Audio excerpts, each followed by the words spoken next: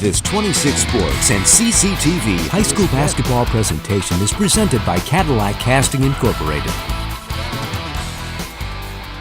And welcome back to Cadillac High School. Jay Salmon alongside Eric Richards, where the Vikings have put the finishing touches on a 58-55 win over the Alpena Wildcats. They pick up their first Big North Conference victory, move to 4-2 on the season, 1-1 in conference play. The Wildcats fall to 4-3, 0-3 in league action. And Eric, we talked about it throughout the game. This was Chris DeRocher, the 6'5 junior. We figured he would be key. Could the Vikings limit him in some way? He does finish with a game-high 28 points, but if you could call 28 points quiet, it felt quiet.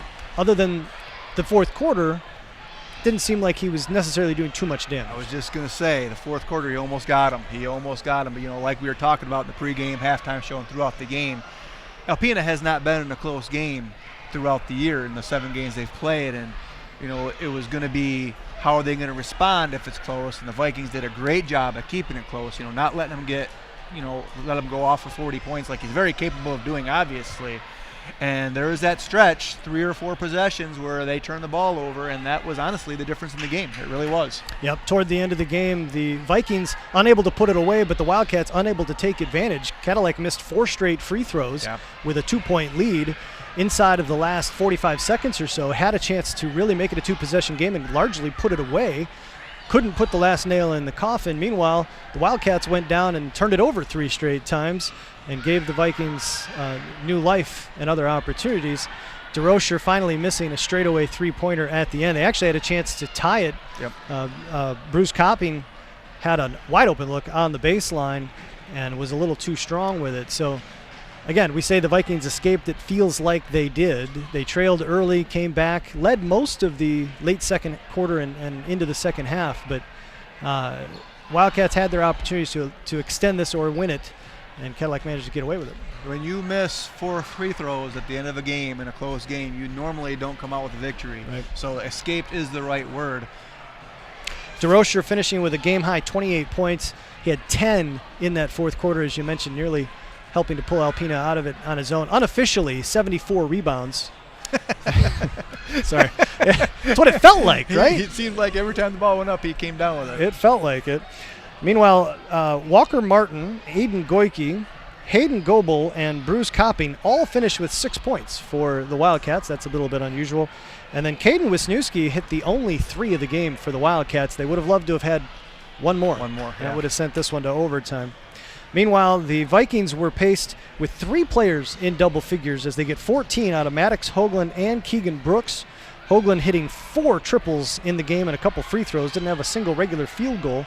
Cale Mickelson finishes with 12, Cooper Benson with 8, and then Aiden Raphael and Jacob Kahani finish with 4 points apiece. Sorry, Vinny Genema also had a bucket. He finishes with 2 points. Don't want to miss that. I want to have to hear from Tom about how I didn't mention his kid. That would have been horrible.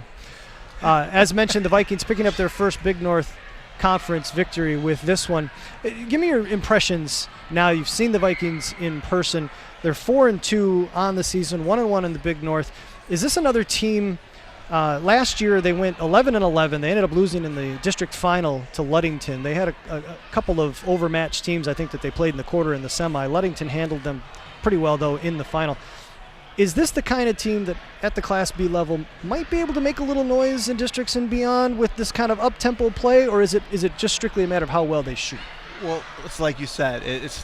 If they're hot like they were in the first half tonight, I don't know if anyone can beat them. I mean, you have 4 or 5 guys that come down, they can dribble, pass, shoot, and they can shoot threes. They all have good shots.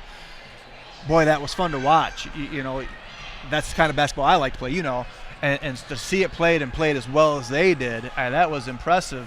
When they play defense, though, you know, they're tough. You know, that first half. They have a lot of interchangeable parts. They do. That first quarter and a half of the first quarter there, it was like they were nervous or they just couldn't get comfortable defensively. But once they locked down, they made DeRocher's life hard. And if they can do that consistently throughout a game, and they can, you know, they don't have to be as hot as they were in the first half, but if they can maintain a consistency, then yeah, they can make some noise. Absolutely. Meanwhile, for Alpena, Chris DeRocher, you feel like the way he goes, they will go. If he can Yeah. go off for 30-plus points in a game, they probably got a chance against just about anybody. But it feels a little bit like they're still trying to figure out who else they can get offense out of. Yeah, he's going to need help. He is. I mean, I'm shocked that this was Cadillac's first league victory, and I'm shocked that Alpena doesn't have a league victory yet, because these are two pretty decent teams, and they played well tonight. Both teams played well tonight, and credit to it's kind of like, you know, the Michael Jordan, Scottie Pippen thing. You know, Jordan didn't win any championships until Pippen matured and came along. Somebody from Alpena has to step up, and they don't have to score 20 points a game, but they got to get 10 to 15. You know, somebody does. So there you have it, folks. Chris DeRocher's the Michael Jordan of the Big North Conference. That is not what I said. One more stat to throw at you. The Wildcats finished 14 of 16 from the line. The Vikings 10 of 19, 5 of 13 in the final 2 quarters, and just 4 of 9 in the fourth, which, again, came close to costing them this one. That's going to just about do it for us. We want to make sure thank our sponsors for allowing us to bring this broadcast to you. They include Cadillac Tire, Napa Auto Parts with locations in Cadillac, Lake City, and Big Rapids, and of course, Pizza Plus, your fave, for their support, keeping the hardest working crew in TV well fed. And of course, our presenting sponsor, Cadillac Casting Incorporated. Our thanks to Wyatt Van Dynen, the benevolent dictator and director, Heather Stilson, our graphics operator, and Brandon Fry, Katie McClung, and Gabriel Long for their work on the cameras. Great job to the entire crew here. For Eric Richards, I'm Jay Simon. Thanks for joining us, folks. We'll see you next time here on My News 26 and CCTV.